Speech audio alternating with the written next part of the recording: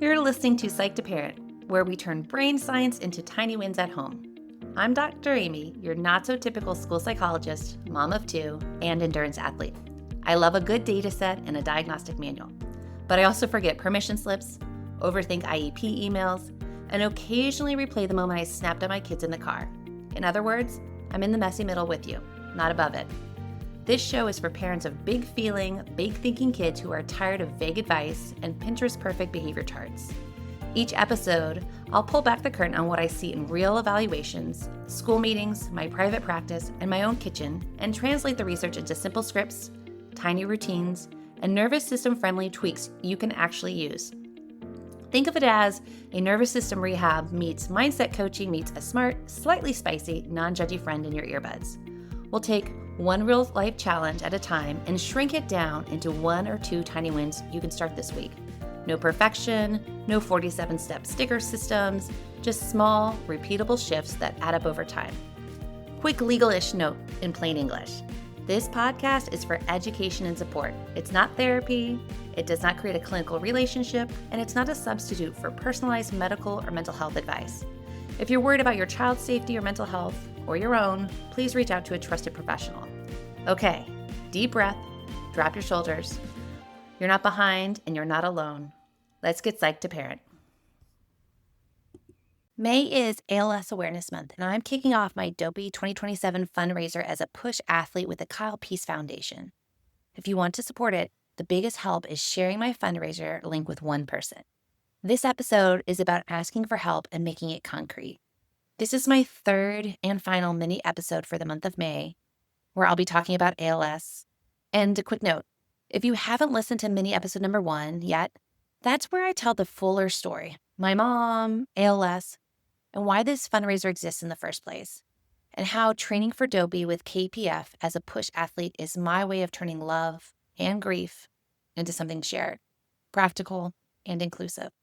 Welcome back to Psych to Parent. I'm Dr. Amy Patenaude, school psychologist, parent coach, and yes, endurance athlete. In this episode, we're talking about asking for help without feeling awkward, because a lot of parents can write a perfectly professional email to a school team, but can't send a text asking a good friend for a meal without spiraling.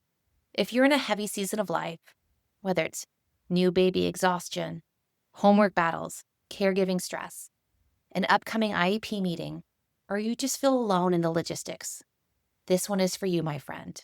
By the end of this episode, you'll have a simple help menu so you're not freelancing your needs, copy and paste scripts to ask for meals, rides, childcare, or school support without guilt, a School Translator Minute for asking for meeting support and keeping it firm, but not a novel, and a way to ask for help that doesn't require you to earn support by suffering quietly. Because I've been there, friends, and it's not fun. Here's the thing. The goal is not to be braver. The goal is, let's make it concrete. Before we build your help menu and I hand you the exact scripts, I want to name why asking feels so loaded, especially for helpers, and why that doesn't mean you're doing it wrong. There's a moment so many parents know. You're up all night with a baby, and you're barely functioning. Or your kid is drowning in homework, and you don't know how to help. Or you have an IEP meeting coming up, and you know you need backup, but you don't want to sound dramatic.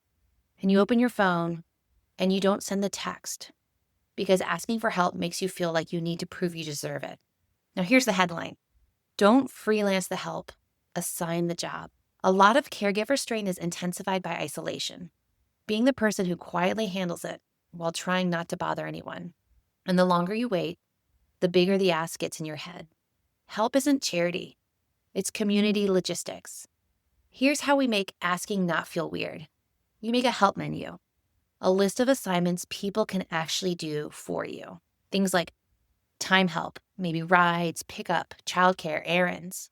There could be food help, having meal drop-offs, grocery orders, coffee. There might be paperwork help. Sit with me while I draft the email or do the forms. Maybe you need meeting help. Be my note taker in my kid's IEP meeting. Help me calm my body at the meeting. There could be fundraiser help, like donate or share the link, kind of like what I'm doing today. Now, a menu prevents the I don't know what you need loop, and it keeps you from over-explaining. Here's the gentle thing I want to tell you as a friend. I wish I could give you a hug right now.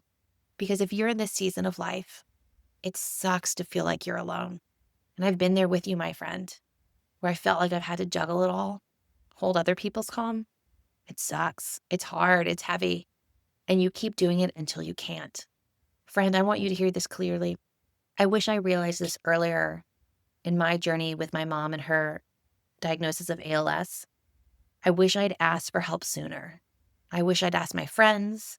I wish I'd gone to therapy sooner. I wish I'd told my partner how hard it was for me. I wish I leaned on my siblings more and talked to them more.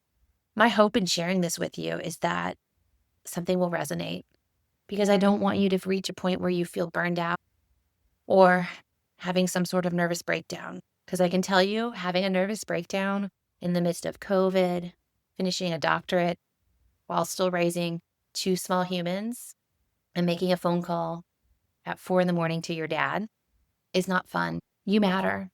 You matter so much. And the help that we offer and the love that we share and show others is such a gift. People want to help. People want to help you so desperately, but oftentimes they feel awkward, uncomfortable. They don't know what to offer. They don't know what to say. And so oftentimes people will just say, let me know how I can help you. But your brain is so full, you can't even come up with a list. So let me share some scripts with you that are copy and paste level to make it a little bit easier that you can borrow from me. Script number 1.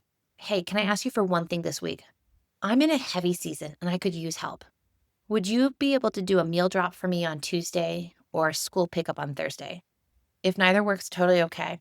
Here's a newborn version. Hey, this is a low sleep season for me and I am so tapped out. Could you do one small thing that would help us feel human? Maybe it's a coffee drop, a grocery order, or take the older kids for an hour. Let them pick. If you find yourself in a homework spiral, hey, my kid is struggling to keep up with schoolwork and we're getting stuck in these nightly battles.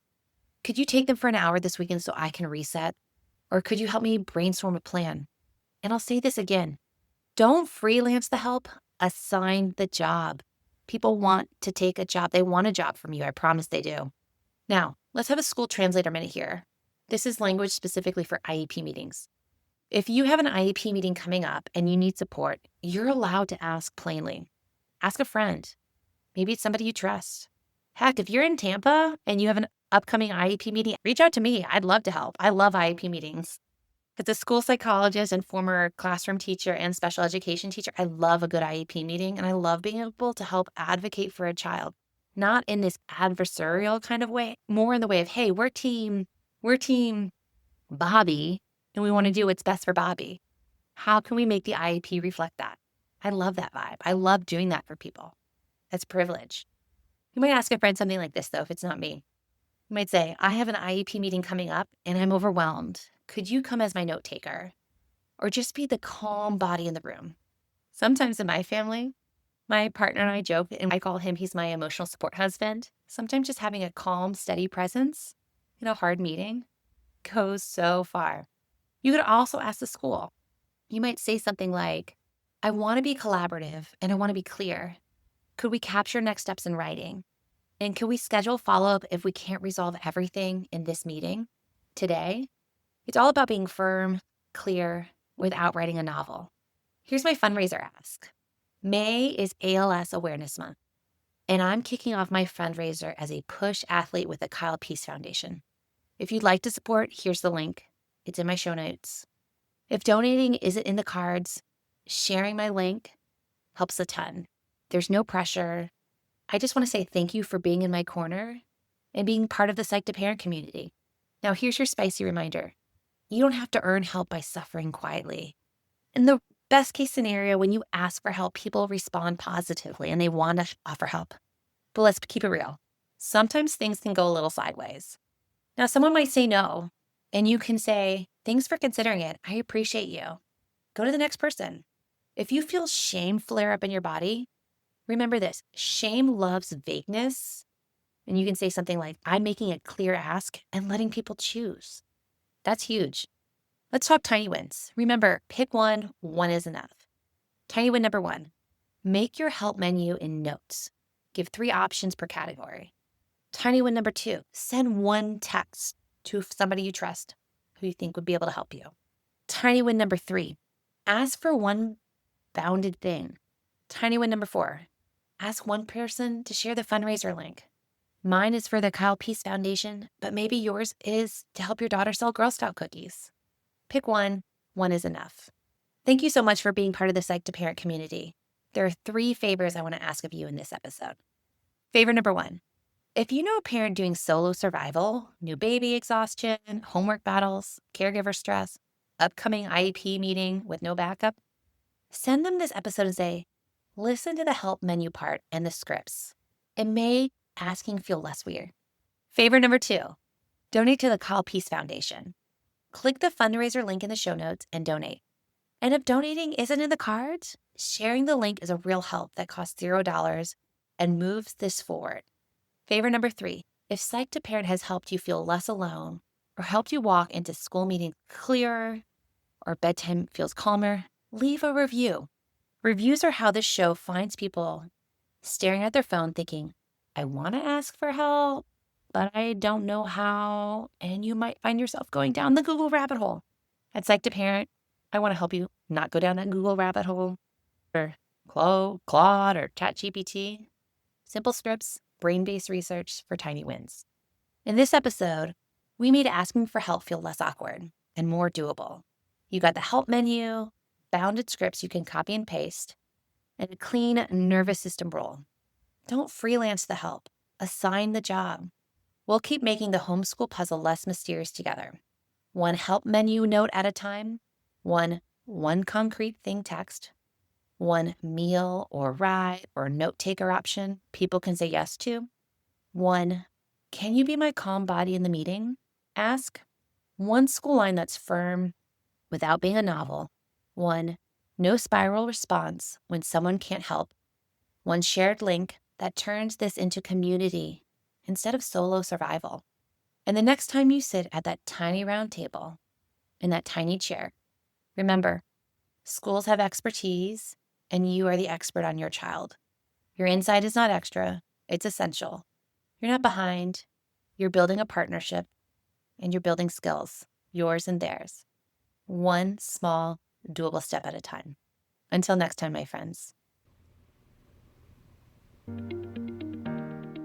Thank you for hanging out with me on Psych to Parent. I'm Dr. Amy, your not-so-typical school psychologist, and I'm genuinely glad you're here doing this work instead of quietly white-knuckling it and blaming yourself. Your tiny win from today's episode is simple.